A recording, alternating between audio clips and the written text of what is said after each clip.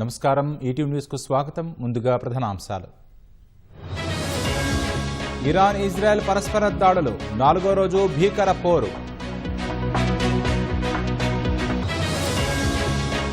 ఇరాన్లో పరిస్థితి గమనిస్తున్న విదేశాంగ శాఖ, సురక్షిత ప్రాంతానికి భారతీయ విద్యార్థులు. మోదీకి సైప్రస్ అత్యున్నత పురస్కారం, ఇది యుద్ధాల శకం కాదన్న ప్రధాని. కూలిన విమానం కాక్పిట్ వాయిస్ రికార్డర్ లభ్యం, 119 మృతదేహాల గుర్తింపు. జనగణనకు నోటిఫికేషన్ విడుదల, 2027 మార్చి 1 నాటికి పూర్తి. అణ్వాయుధాల్లో చైనా దూకుడు, ఏటా 100 వార్ హెడ్లు ఉత్పత్తి.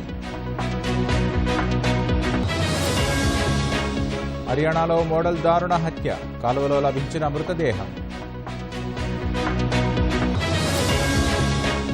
మహిళల వరల్డ్ కప్ షెడ్యూల్ విడుదల, భారత శ్రీలంక మధ్య ప్రారంభ మ్యాచ్.